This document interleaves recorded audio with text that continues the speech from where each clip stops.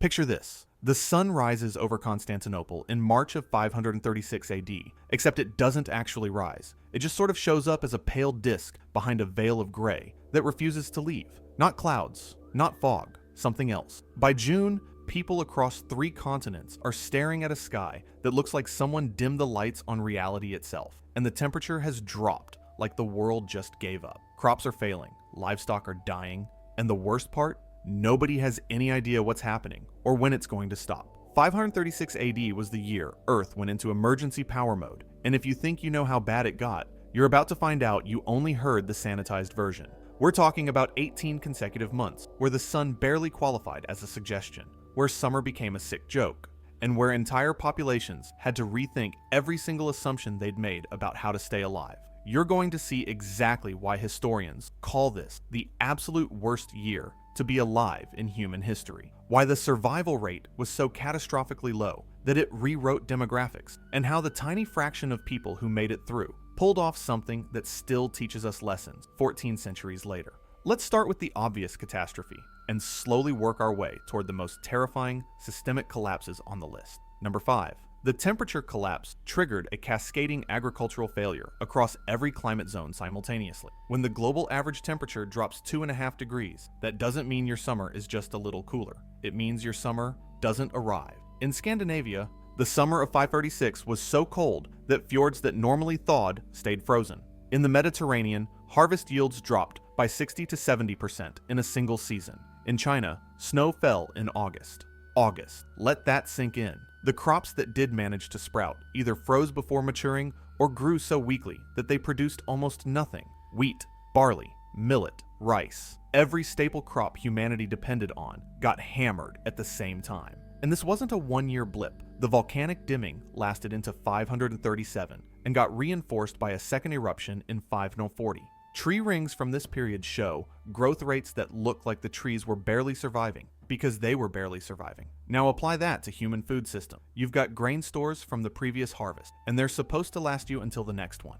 Except the next one fails. And then the one after that produces maybe 30% of normal. The math stops working real fast. A family of 5 needs roughly 2,000 pounds of grain per year to stay functional. If you're pulling 300 pounds off land that used to give you 1,000, you're not making hard choices. You're making fatal ones. Do you eat the seed grain? Do you slaughter the breeding livestock? Every option is a bet against the future, and the future is currently a gray sky that gives you no information. The people who survived this phase weren't lucky. They were ruthlessly tactical about resource management in conditions where most people's decision trees just led to starvation. Number 4. The famine wasn't just widespread. It was geometrically amplified by the complete collapse of trade networks right when you needed them most. Here's the multiplier effect nobody expected. When every region experiences crop failure at the same time, there's nowhere to import from. No relief caravans, no emergency grain shipments from Egypt or the Black Sea breadbasket. Every surplus gets consumed locally before it can move, and the roads between cities become these surreal empty spaces where trade used to happen. The Roman road system, which had kept Mediterranean civilization fed and connected for half a millennium, basically stopped functioning as an economic tool. Cities that relied on grain imports, places like Constantinople, with populations over 300,000, started experiencing the kind of food insecurity that turns civic order into a distant memory. And it's not just about the absolute shortage, it's about the uncertainty. When you can't predict next week's supply, and you're watching your neighbor's children develop the telltale signs of malnutrition, social contracts start to dissolve. The Byzantine government tried to maintain grain distributions, but when the granaries are drawing down week after week with no resupply in sight, rationing becomes a death sentence in slow motion. People in rural areas had it slightly better, because at least they controlled their own land, but only if they'd been conservative enough to build reserves and tactical enough to diversify their food sources before the crisis hit. Go ahead, pick one. You're a farmer in Gaul in 537. Option 1. You eat your seed grain this winter and hope next summer is normal. Option 2. You don't eat the seed grain and try to survive the winter on whatever roots and game you can scavenge. If you chose option 1, well, GG's, you're dead. Come spring, you've got nothing to plant, which means you've just guaranteed starvation next winter. Option 2 at least keeps the possibility of a harvest alive, even if the odds are terrible. Alright, let's try another one. You're a merchant in a coastal city.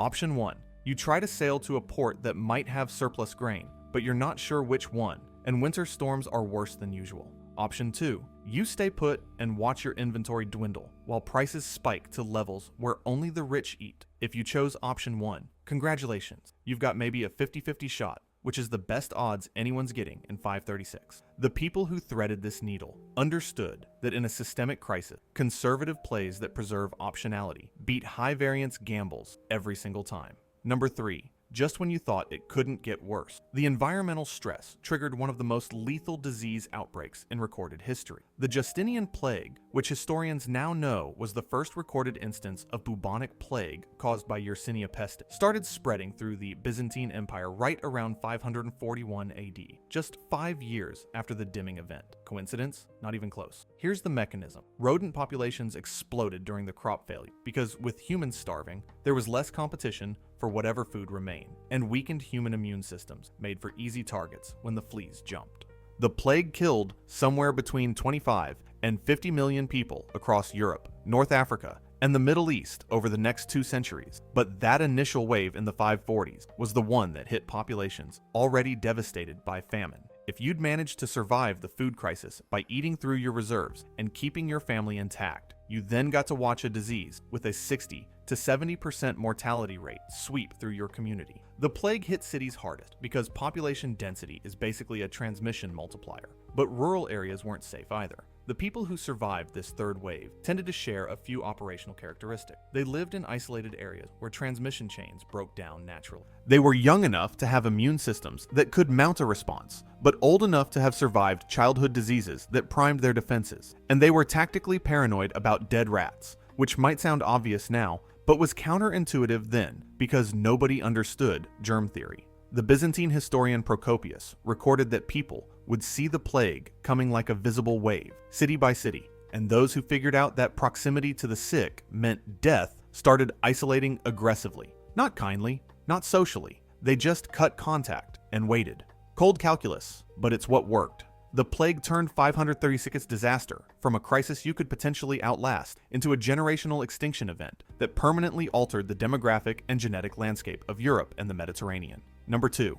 The political and economic collapse that followed meant even if you survived the famine and the plague, you were now living in a world where the systems that made civilization possible had fundamentally broken. Tax collection stopped because there weren't enough people left to collect from, and nobody had surplus to tax anyway. Armies couldn't maintain field strength because soldiers were either dead or needed at home trying to keep their families alive. The Byzantine Empire, which had been in the middle of Justinian's ambitious reconquest of the Western Roman territories, had to scale back operation because the logistical base collapsed. In Scandinavia, archaeological evidence shows mass abandonment of settlements during this period, just empty. People either died or scattered to locations where survival seemed more possible, and the social structures that had organized life, markets, laws, defense, all of it fragmented. This is the part that doesn't make it into the summary versions. It's not just that 536 was a bad year. It's that it kicked off a cascade that lasted decades and reset the trajectory of multiple civilizations. The Frankish kingdom fractured. The Gothic wars in Italy ground to a stalemate that had as much to do with plague and famine as with military tactic. In the east, the Sassanid Persian Empire got hit just as hard, which is why the period after this is marked by decreased military activity across the board. Nobody had the population or resource to project power. And for individuals trying to survive, this meant the things you'd normally rely on, legal systems, trade, military protection, just weren't there anymore. You were operating in a stateless environment, whether you wanted to be or not. The survivors from this era were either people who'd already been living on the margins where state presence was minimal, or people who adapted fast enough to build new local networks based on direct relationships and barter rather than currency and law. The skills that mattered were things like knowing how to preserve food without supply chains, how to mediate disputes without courts, how to defend a homestead without garrison. Basically, the people who made it through were the ones who could function when every external support structure vanished. Number 1. Now here's the answer you actually came for. How did anyone survive this at all? The people who threaded the needle through 536 and the years that followed did 3 things that sound simple, but required flawless execution under conditions where most people's judgment was compromised by stress and hunger. First, they'd built reserves before the crisis hit, not because they predicted a volcanic winter, but because they operated on the assumption that bad years happen and you need buffer. Grain stores, preserved meat, seed banks kept in multiple locations. The families that had 2 years of food when the sun dimmed had options. Everyone else had timelines. Second, they diversified their food sources aggressively. The farmers who only grew wheat got wiped out. The ones who had root vegetables, kept chickens, knew which wild plants were edible, hunted and fished. Those people had fallback options when the primary system failed. This is capability stacking. Every additional food source you have multiplies your survival probability because it reduces single points of failure. Archaeological evidence from sites that remained occupied through this period shows way more diverse food waste than you'd expect, which means people were eating things they normally wouldn't because normal was off the table. Third, and this is the one that really mattered, they stayed ruthlessly local. Long-distance trade collapsed, which meant if you couldn't make it or find it within a day's walk, you didn't have it. The survivors were people who knew their immediate landscape intimately, where the fish run in low food years, which trees produce edible bark, where the water sources are that don't depend on maintained infrastructure. They built tight local network, clusters of families, or small communities that could share labor and watch each other's backs without requiring the bureaucratic overhead that had collapsed. These weren't preppers with elaborate plans. They were people who understood that when the environment turns hostile and systems fail, your survival radius shrink to what you can personally control and verify. They made conservative decisions when everyone else was panic gambling. They accepted lower quality of life in exchange for higher probability of life continuing.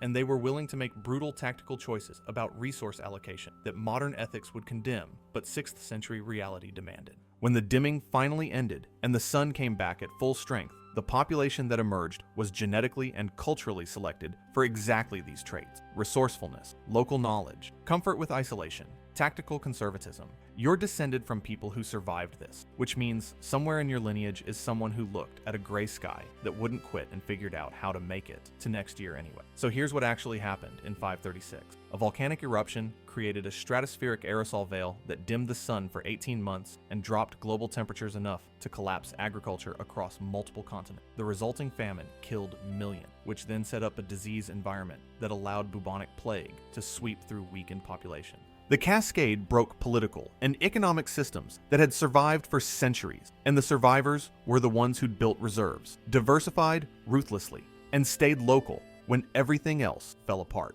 The reason we're still talking about 536 as the worst year to be alive is because it proved that even a relatively small environmental perturbation, 2 degrees and some atmospheric particulates, can push human civilization right to the edge of viability when it hits at global scale. The people who made it through didn't have better technology or more resources. They just had better operational discipline and the willingness to make hard calls when the information was terrible and the options were worse. And if you're wondering what other historical disasters came close to matching 536's body count and civilizational impact, you're going to want to see what happened when the Black Death hit a population that had finally recovered from all this.